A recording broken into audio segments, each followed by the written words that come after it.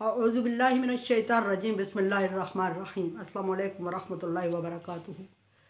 सूरह नहल है मेरे सामने और सूरह नहल की आयत नंबर 12 है, पारा नंबर 14 है और रुकू नंबर 8 है।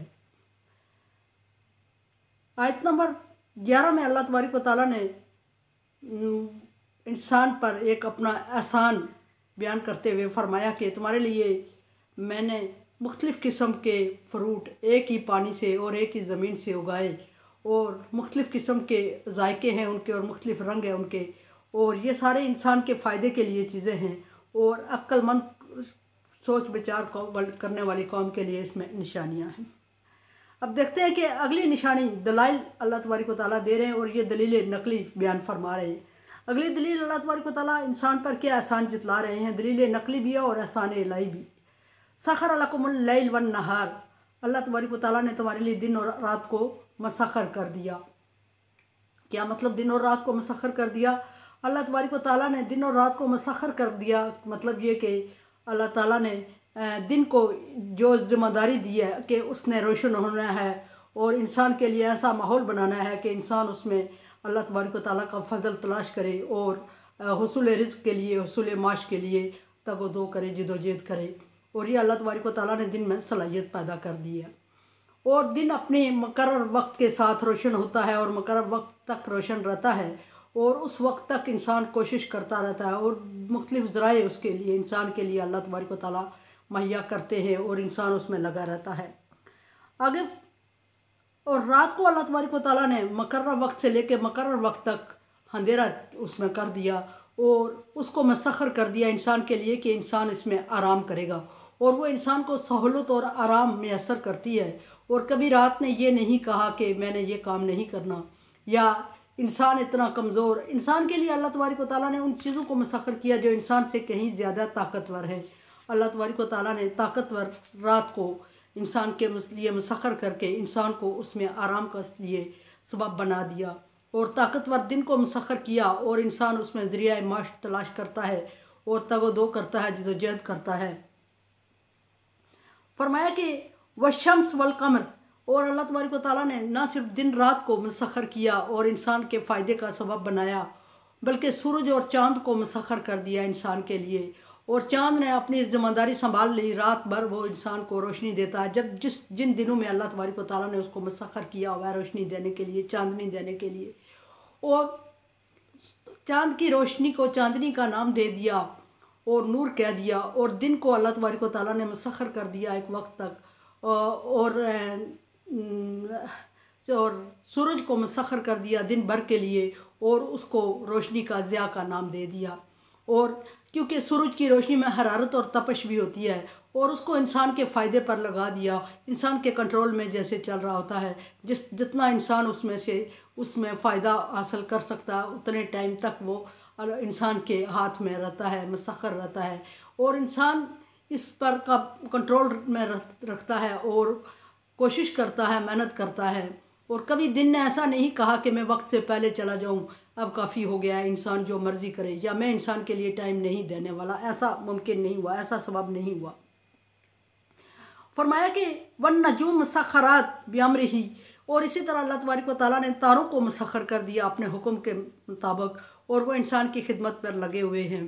तारे मुख्तलिफ़ किस्म के काम सर अंजाम देने के साथ साथ इंसान के लिए पिछले वक्तों में रास्ते का तयन करने का सबब भी बनते हैं थे और अब भी हैं बाज़ जगहों पर, और इसी तरह रोशनी भी देते हैं और वक्त का तयन भी होता है। सूरज से, चाँद से और तारों से वक्त का तयन होता है, किसी से सालों का तयन, किसी से घंटों का तयन, किसी से महीनों का तयन। इस तरह अल्लाह तबारक व तआला ने इनको एक क्लॉक की सूरत में, वॉल क्लॉक या कोई भी कह दें उसे, क्लॉक की सूरत में काम लिया और उसने एक मुकर्रर वक्त इंसान को बताता रहा और टाइम बताता रहा इंसान को, और चाँद ने महीने बताए, सूरज ने घंटे बताए और तारों ने भी इसी तरह कोई ऐसे टाइम का एक पैमाना बताया कि जिसको अगर जमा कैलकुलेशन की जाए उसकी तो एक साल का ड्यूरेशन ये सारी चीज़ों के तयन से बनता है। और ये अल्लाह तबारक व तआला ने सूरज चाँद तारों की ज़िम्मेदारी लगाई। पिछले वक्त के लोग रात का तयन तारों के रफ्तार से और तारों की जगह से, तारों के टाइम से करते थे, और दिन का तयन चाँद के तयन से, से भी रात का तयन होता था। लेकिन चाँद का ये मसला है कि चाँद कुछ रातें गायब रहता है और तारों से हमेशा के लिए टाइम लिया जाता है। अच्छी तरह याद है कि लोग कहा करते थे तारा वहाँ ठहरेगा तो सहरी हो जाएगी। इस तरह अल्लाह तबारक व तआला ने मुकर्रर किया। फिर सूरज को एक वक्त बताने का पैमाना मुकर्रर किया। ज़ोहर और असर और मगरिब का टाइम बाकायदा सूरज के हिसाब से रखा जाता था, और अब भी बाज़ जगहों पे रखा जाता है। और अब जबकि ये घड़ियाल और ये वॉच और ये टाइम और ये चीज़ें बनी हैं, तो ये भी आम इंसान के लिए तो ये चीज़ें बनी हैं, लेकिन जो बड़े लोग हैं, जो ख़ास लोग हैं, जो इन चीज़ों वक्त का तयन इन चीज़ों से करते हैं, घड़ी से, क्लॉक से और इस तरह और पैमानों से, वो असल में काम सूरज चाँद तारों से ही लेके करते हैं। लेकिन एक छोटे बंदे, नासमझ बंदे के लिए वो घड़ियाल की सूरत में मैनेज करके रख देते हैं। असल में टाइम सूरज चाँद तारे ही बताते हैं। और ये एक महीनों का हिसाब, और कोई महीना 30 का, कोई 29 को, कोई 28 का, ये भी मतलब चाँद के हिसाब से चलता है। और महीना होता है शमसी महीना, जिसको कमरी महीना कहते हैं। और ये अल्लाह तबारक व तआला ने सूरज चाँद तारों को मुसख्खर कर दिया बेअमरी ही, अपने हुक्म के साथ। और अल्लाह तबारक व तआला के हुक्म से ये चल रहे हैं। कोई ये ना समझे कि सूरज चाँद और तारों में ये सलाहियत है कि वो इंसान के लिए ये काम करते हैं। किसी चीज़ में सूरज चाँद तारे, ज़मीन आसमान, इंसान, हैवान, जानदार, ज़र्रा, कतरा, किसी चीज़ में अल्लाह तबारक व तआला ने कोई सलाहियत बज़ाते ख़ुद उसकी ज़ात में नहीं रखी, बल्कि हर चीज़ अल्लाह तबारक व तआला के हुक्म के ताबे अपने काम को सरअंजाम दे रही है। और अल्लाह तबारक व तआला आज अगर किसी चीज़ को अपने टाइम से हटा दें तो वो हट जाएगी, और वो काम, वो टाइम वहाँ रुक जाएगा जहाँ वो उस रुका हुआ है, ठहर जाएगा। जब तक कि अल्लाह तबारक व तआला का हुक्म नहीं होता, जब तक कोई चीज़ पाया तकमील तक नहीं पहुँचती, जब तक कोई चीज़ अपने मुकर्रर वक्त नहीं को क्रॉस नहीं करती। तो अल्लाह तबारक व तआला ने इनमें एक निशानियाँ रख दी और अपने हुक्म के ताबे करके इंसान के लिए फ़ायदे का सबब इसमें रख लिया।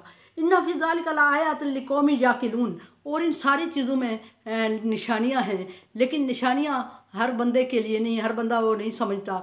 वह फिर बात वही है जो पहले मैंने ज़िक्र की, अर्ज़ की कि सूरज चाँद तारे ज़मीन आसमान में बज़ाते ख़ुद कोई सलाहियत मौजूद नहीं है, बज़ाते ख़ुद कोई उनमें क्वालिटी या काबिलियत मौजूद नहीं है। अगर अभी अल्लाह तबारक व तआला उनको रोक दे तो वो इंसान को फ़ायदा देने से रुक जाएं, और अगर अल्लाह तबारक व तआला अभी उनको नुकसान का सबब बना लें तो वो नुकसान का सबब बन जाए इंसान के लिए। लेकिन बात यही है कि अल्लाह तबारक व तआला ने उनको फ़ायदे के लिए लगाया हुआ है, तो वो फ़ायदे के लिए लगे। इसी तरह ये सारी चीज़ें बेयक वक्त अल्लाह तबारक व तआला सारी इंसानियत को दिखा रहा है, लेकिन सारी इंसानियत इसमें से फ़ायदा नहीं उठा सकती, इन निशानियों को ऑब्ज़र्व नहीं कर सकती, इन निशानियों को समझ नहीं सकती। अगर इन निशानियों को कोई समझ सकता है तो सिर्फ वही, अगर इंसान कोई समझ सकता है, अल्लाह तबारक व तआला ने फरमाया कि इंसानों के लिए मुसख्खर किया, फिर फरमाया कि समझ बूझ है रखने वालों के, तो एक कैटेगरी अल्लाह तबारक व तआला ने रख ली इसमें। फरमाया कि अक्ल वालों के लिए निशानी है। अक्ल का वैसे मतलब समझ बूझ रखने वालों के लिए निशानी है, और समझ बूझ अल्लाह तबारक व तआला की देन होती है, और एक बंदे की मिरास नहीं होती। ये नहीं कहा जा सकता कि एक बंदे को अल्लाह तबारक व तआला ने समझ बूझ दी है तो वो हमेशा के लिए समझ रखता रहेगा और हमेशा के लिए गौर व फिक्र करने के काबिल रहेगा। बच्चा था तो अल्लाह तबारक व तआला ने उसको समझ नहीं दी, जवान हुआ और उच्च तक पहुंचा तो अल्लाह तबारक व तआला ने उसको समझ दी, और बुढ़ापे में आया तो अल्लाह तबारक व तआला ने उससे समझ छीन ली, फिर बच्चों की तरह हो गया। इसी तरह बाज़ लोगों को जवानी में सलाहियत छीन ली जाती है और वो अच्छे बहुत समझदार होते हैं, काबिल होते हैं, और हर तरह की समझ बूझ रखने के बावजूद उनसे समझ बूझ जब छीन जाती है तो वो पत्थर की तरह हो जाते हैं और उनमें सलाहियत नहीं होती, मजनू और पागल से उन्हें लगते हैं। ज़हनी सलाहियत, समझ बूझ, अक्ल छीन ली जाती है उनसे। इसी तरह अल्लाह तबारक व तआला किसी बंदे को बचपन में सलाहियत दे देता है और जवानी तक पहुँचने में वो सलाहियत छीन लेता है, और इसी तरह किसी बंदे को बचपन और जवानी में सलाहियत नहीं होती, बुढ़ापे में उसको समझ बूझ होती है और वो सलाहियत होती है असल बात फिर वही आती है कि जिस वक्त अल्लाह तबारक व तआला जिस शख्स को, जिस जगह को, ज़मीन आसमान, सूरज चाँद तारों, दिन रात को या इंसान को जिस वक्त चाहे जिस काम पर लगाए और जिस काम से रोके जिस वक्त चाहे। फरमाया इसके लिए भी अम्र ही, ये सारी उसके हुक्म के ताबे हैं। कौन से इंसान समझ बूझ रखते हैं, कौन से सलाहियत रखते हैं और कौन से नहीं रखते, कौन से बेकार हैं, कौन से बचपन में समझ रखते हैं, कौन से बुढ़ापे में रखते हैं, कौन से जवानी में रखते हैं, कौन से किस वक्त सलाहियत को खो देते हैं, कौन से कितना फ़ायदा खुद हासिल करते हैं और किसको कितना फ़ायदा देते हैं, ये सब अल्लाह तबारक व तआला के हुक्म के ताबे है। बज़ाहिर ये काम इंसान कर रहा होता है लेकिन उसके हुक्म से कर रहा होता है। फरमाया कि इसमें आयातुल लिकौमिन याकिलून, इंसान के लिए, अक्ल रखने वाले इंसान के लिए इसमें निशानियां हैं। अब अक्ल एक सलाहियत है, समझ बूझ। मैंने बताया कि अक्ल का मतलब समझ बूझ है और समझ बूझ ताकिलून, तुम अक्ल इख्तियार करो, याकिलून वो अक्ल इख्तियार करते हैं, आकिलून मैं अक्ल इख्तियार, आकिलून मैं अक्ल इख्तियार इस्तेमाल करता हूँ, नाकिलून हम अक्ल इख्तियार करते हैं। ये सारी चीज़ें अल्लाह तबारक व तआला की देन है। हर बंदा करता है, मैं करता हूँ, आप करते हैं, वो करता है, ये करता है, सब करते हैं, कुछ भी कोई भी नहीं करता। लेकिन वो करता है जिसको अल्लाह तबारक व तआला सलाहियत देते हैं, और जिससे अल्लाह तबारक व तआला सलाहियत छीन लेते हैं वो अक्ल इख्तियार कर ही नहीं सकता। अक्ल अल्लाह क्वालिटी है और काबिलियत है, लेकिन अल्लाह की देन है जो वो इंसानों को देता है। एक अक्ल अल्लाह तबारक व तआला ने जानवरों को भी दिया है जिसको जिबिल्लत कहा जाता है। एक हद तक वो भी समझता है कि गाड़ी आ रही हो तो गाय रास्ते से हट जाएगी, कुत्ते को पत्थर मारेंगे तो वो रास्ते से हट जाएगा। इसी तरह कोई जानवर है जब उस पर बारिश या ओले पड़ने लगते हैं तो वो साइड पे हो जाता है। इसी तरह कोई जानवर है जो कि अपने बच्चे पे पाँव नहीं रखता, और इस तरह मादा जानवर जो हैं वो बच्चों को दूध पिलाते। ये भी एक अक्ल है, लेकिन अक्ल की बहुत ज़ीरो लेवल की किस्म है और जिबिल्लत है, इसको जिबिल्लत कहा जाता है। इसी तरह अल्लाह तबारक व तआला ने अक्ल की कैटेगरीज मुकर्रर की हैं। कोई लोग होते हैं अक्ल इख्तियार करते हैं तो अपने लिए फ़ायदे का सबब बनते हैं, कोई लोग अक्ल इख्तियार करते हैं दूसरों के लिए सब कुछ कैटेगरी के लिए फ़ायदे का सबब बनते हैं, और कुछ लोगों को अल्लाह तबारक व तआला इतनी बड़ी सलाहियत दे देता है कि उनके अक्ल से सारी दुनिया फ़ायदा उठाती है। कुछ लोग ऐसे होते हैं जो इन चीज़ों को दूर तक समझ लेते हैं, सूरज चाँद तारों को, रोशनी को, अंधेरे को और दिन और रात को दूर तक समझते हैं और उसमें बाकी लोगों के लिए फ़ायदे का सबब बन जाते हैं। कोई लोग होते हैं जिनको अल्लाह तबारक व तआला इतनी सलाहियत देता है कि वो अपने लिए फ़ायदा इख्तियार करते हैं। तो ये अल्लाह तबारक व तआला फरमा रहे हैं कि इसमें सारी चीज़ों में निशानियाँ हैं, लेकिन अक्ल रखने वालों के लिए। अब अक्ल एक सलाहियत, काबिलियत है और इसकी कैटेगरीज है, और 0 से लेके 100 तक किसी को अल्लाह तबारक व तआला ने किस तरह की कैटेगरी में रखा, किसी को किस तरह की।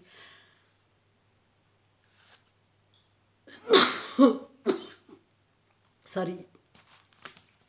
सो अल्लाह तबारक व तआला की देन है, जिसको चाहे जिस कैटेगरी में जितनी अक्ल अता करे, जिसको चाहे दूसरों के लिए फ़ायदे का सबब बनाए, जिसको चाहे अपने लिए फ़ायदे का सबब बनाए, जिसको चाहे ख़ुद महरूम कर ले और वो किसी से फ़ायदा उठाने के काबिल हो जाए और ख़ुद समझ बूझ रखे ही ना। ये अल्लाह तबारक व तआला की तरफ से अता करदा एक नेमत है। मेरे चैनल को सब्सक्राइब करें और इसको शेयर करें और सदका जारिया में मेरा साथ दें। अल्लाह हाफिज़।